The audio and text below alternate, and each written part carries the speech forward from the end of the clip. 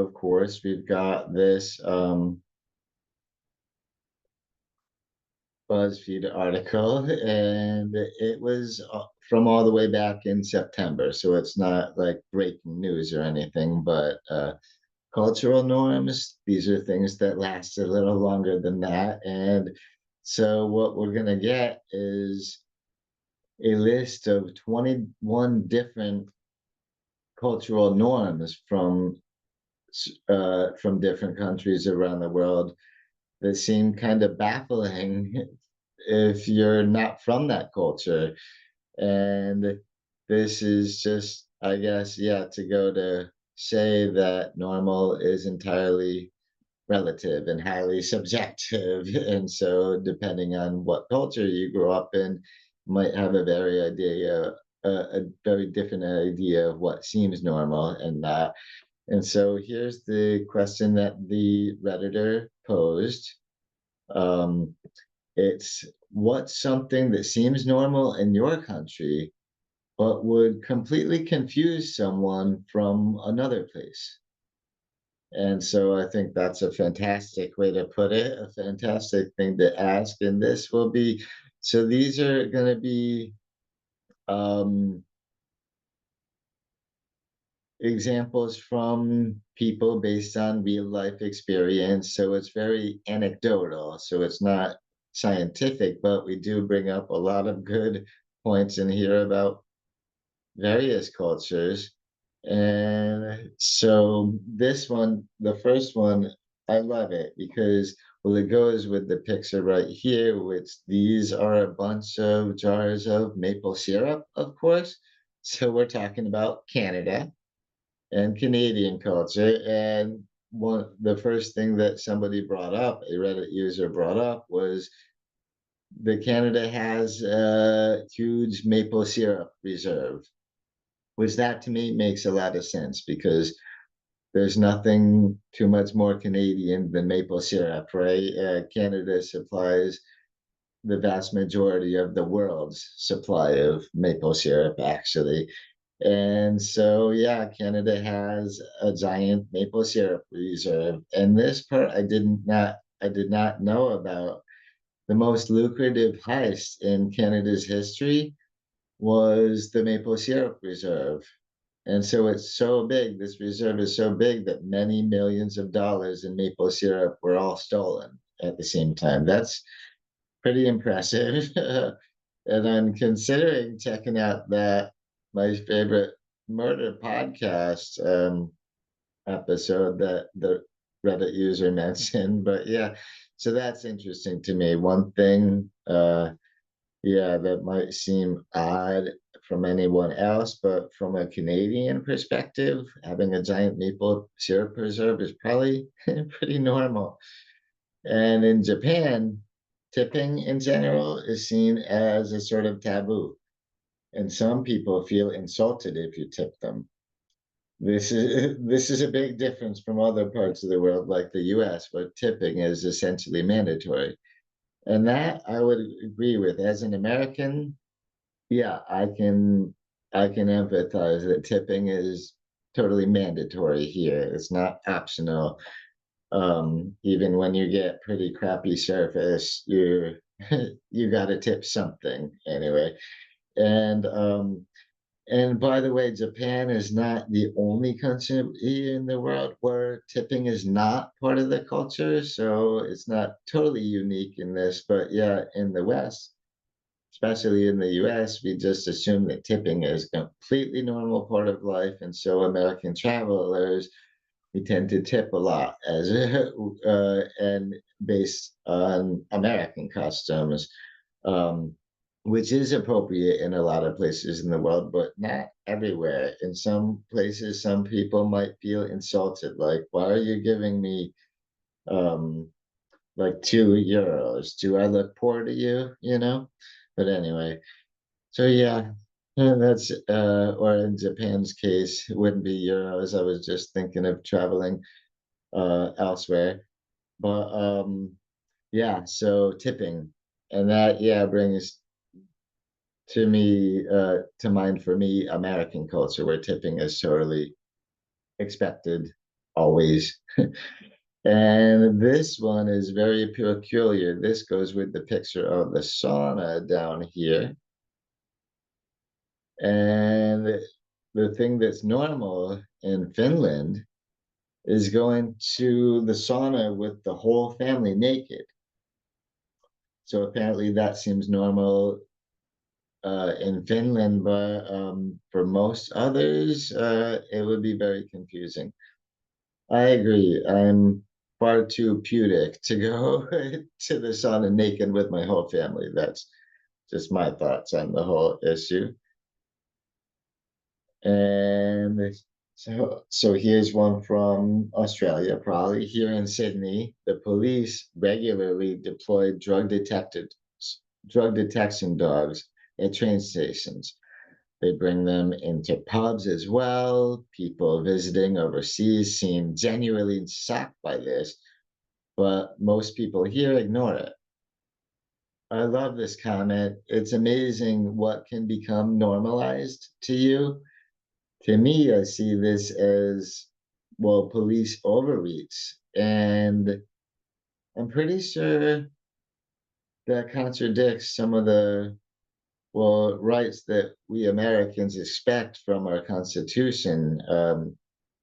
We go on to, well, unlawful search and seizure and whatnot like that. But yeah, to me, that would bug me quite a bit, just because it's not normal to me. But it's funny again how normalized things can be, various different things, from going to the sauna with your whole family naked, or expecting police to bring drug dogs around when you're out in public. That's yeah, but trust me, it's only seeming super bizarre to me because I'm not from there, from either of these places. And in Sweden, oh, this is an interesting one that I had never heard of before I read this little uh, list from Reddit users. In Sweden, it's a common tradition to watch Donald Duck.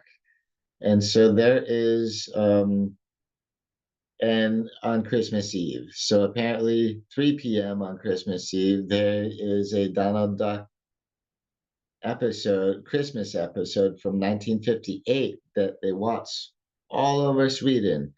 And to me, that's kind of funny because it's pretty old episode now. I'm amazed that it's still around. Although in the US, there's a lot of old movies that we still end up watching on Christmas Day or Christmas Eve or things like that. The TV is full of them every year. But wow, this is interesting to me that I didn't even know that Swedes knew Donald Duck, much less they have a Christmas tradition based on an old, well, around watching an old Donald Duck Christmas episode. That's cool. And so this one is from an American. Oh, yeah, I remember reading this one early. This American is surprised that when they were living in English for a couple months, that it's totally rude and unacceptable to point in public. So that to me is kind of funny. But anyway, this person remarks, I realize just how rude and unacceptable Brits view the act of pointing fingers, right? Pointing, any kind of pointing, even remotely in the vicinity of someone else's direction, was a major no-no, regardless of the context. To me, I find this one kind of interesting because I'm an American too, just like this commenter, but I learned as a little kid, that you never point in public, especially not at people. So yeah, this seems to me that maybe these are just some manners that this American didn't learn. And so it made them especially rude in England, where it's even more more abnormal to point culturally to point fingers at anybody so much to the point that it's considered rude. But in my opinion, it's rude over in the US too. So that's funny. And in Asian cultures, relatives fight with each other because each one wants to pay the bill for the whole family when eating out at a restaurant. That's interesting to me, and that's family for you, right? Maybe. And so a conversation might sound something like, "I will pay. I'm the eldest person. I have the responsibility to the family." And in response, "Even though I'm not young, even though I'm young, I earn well enough. Let me pay this time." That's interesting, and it sounds like kind of a nice way to treat your family, well, where everybody wants to be generous enough to pay for everybody. That sounds really nice to me. And oh, this is another one from Australia. And they're saying that that everybody cheers when somebody accidentally drops and smashes something in a restaurant or pub. And that to me is funny because I've never been to Australia, but I have been out in bars where somebody drops a pint glass and it smashes everywhere, and then all of a sudden they get a round of applause. So I guess what I'm saying is that's not 100% unique to Australia, but if I were traveling over there, I would not entirely be shocked by it. I would probably, I guess, join in with everybody else. That's funny. And it's considered, yeah, I guess normal over there. So I suppose I'm fine with that one. And so, oh, this one's good. Number nine is good because it brings up how in Canada they did switch over to the metric system. But the fact is, not everything is fully converted yet. Like people are still remembering the old imperial measurement system, and a lot of people still use them. Like when you're talking about your height, you're going to be talking in feet and inches, right? But if you're talking feet, inches, and I guess humans, we don't get much taller than that. But if you're talking distance, how far away is something, you're probably going to be talking about kilometers, which they often call clicks. Um, and of course, if you're using your oven, you're on Fahrenheit as far as the degrees that you are using. But then when you look at the weather forecasts, that's all in Celsius. It's all in centigrade degrees. So that to me is pretty interesting that Canada is sort of on an in-between phase right now. Because sure, they're transitioning, but this kind of transition takes several generations to be accomplished. And so, yeah, that I'm very glad that somebody actually brought that into the thread because honestly, this is quite confusing for people from many other countries. There's not a lot of countries that are really in between that use both imperial and metric. Is mostly just the US and like two other countries in this world that are still stuck on using old imperial systems. And the United Kingdom is on a mix of metric and imperial.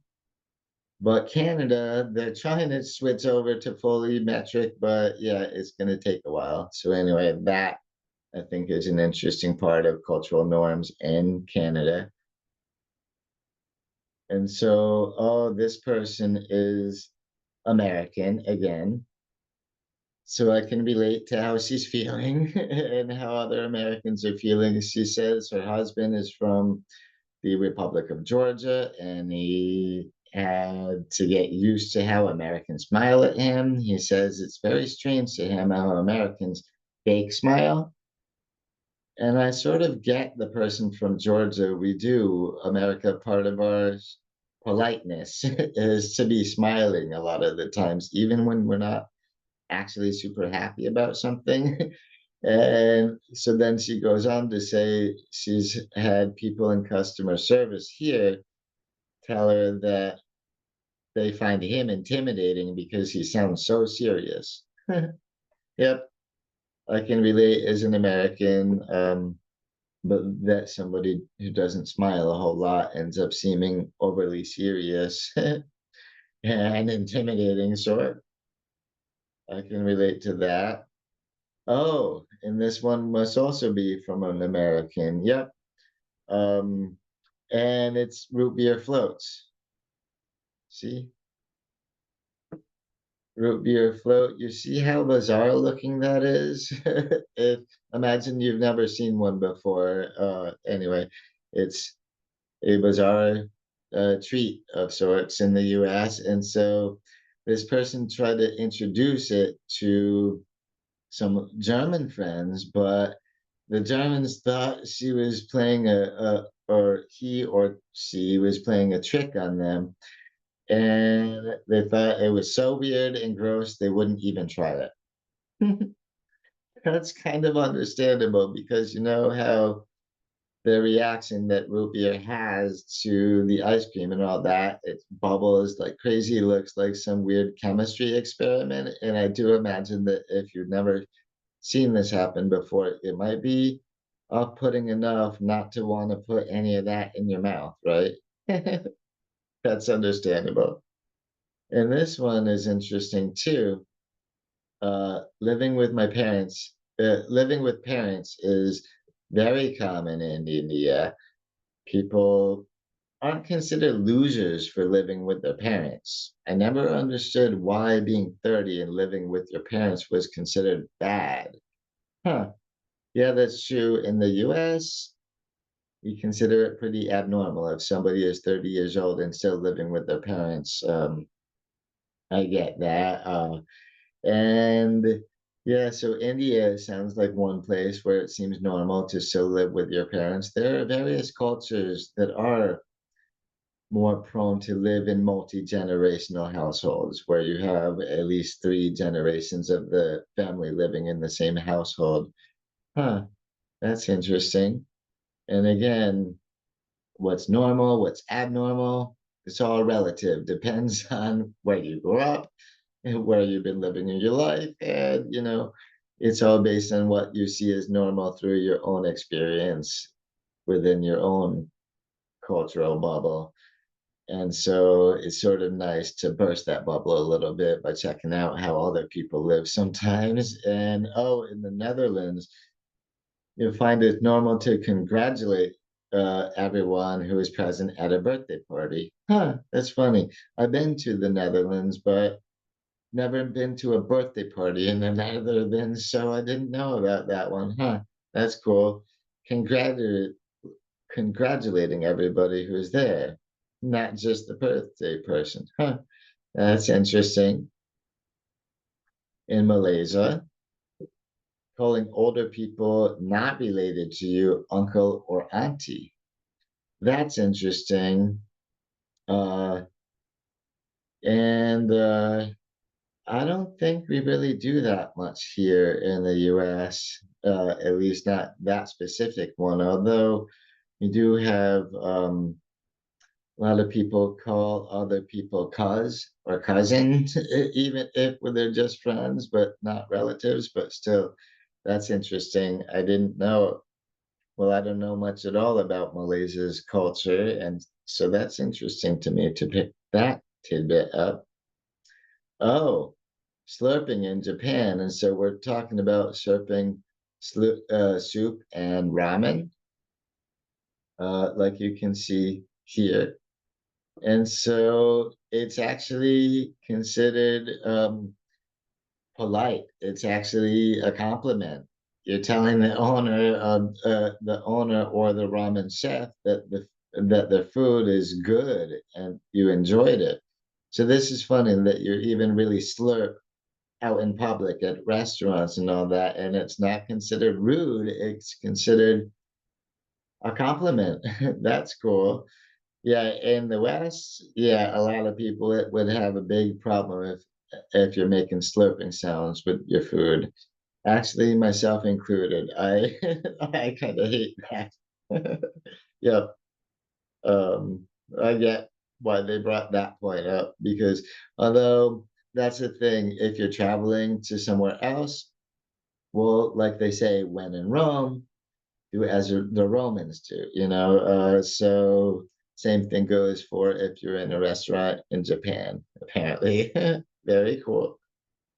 And in Norway, we actually tell people how we're doing when they ask. Oh, I love this. Actually, I'm loving this one already. We don't use many polite phrases just for the sake of being polite. So when someone asks, how are you? It's interpreted as a genuine question rather than a polite small talk or a greeting. I love this. I think that's nice that when someone asks you how you're doing, that's actually an opening to explain how you're doing and how you're feeling, how's it going, and all that. Whereas in the US, if somebody asks you how's it going, they're certainly going to start being weirded out if you go into a deep explanation or anything. They're like, "Yeah, I was just saying hi," you know. Wow. So I like that in Norway that that they actually mean it as a real question. That might give me an opening to tell my life story. Oh, this one's about in Vietnam. So in Vietnam, you can buy anything you want and as much as you want from a local pharmacy without doctor's prescriptions. That's interesting. I wonder, what the differences are on exactly what medications require a prescription in Vietnam. I bet there must be some that are, you know, controlled substances and whatnot, but that's very interesting. And yeah, in the US, that's really not going to happen. That's kind of why a lot of Americans buy prescriptions abroad, might even go drive down to Mexico to buy some things without prescription that you cannot get without one in the US. Anyway, and then in India, uh, arranged marriage is still the norm. Huh, that's interesting that arranged marriage is still considered the norm to this Reddit user, anyway. I went to law school with a guy who already had an engineering degree. He told me that he enrolled in law school because his family expects him to return to India when he's finished schooling and have an arranged marriage. As a result, he keeps enrolling in new higher education programs to postpone his engagement. That's funny. A lot of people just keep on enrolling in more higher educations programs to put off life in a lot of respects, actually. That to me, that's something that yeah, I have some experience in and all that, and that I've seen happening around me a lot as well. But yeah, so yeah, and it's true that arranged marriages seem very bizarre and very integrated to a lot of people from a lot of cultures, but to that Indian, this is totally normal.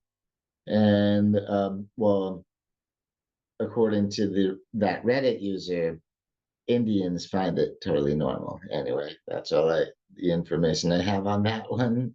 So that's really all I can comment. So number 19. So again, there was a list of 21 of them. So we're almost to the end. We're nearing the end. So thank you for bearing with me so far. I hope you're enjoying some of these cultural tidbits from around the world.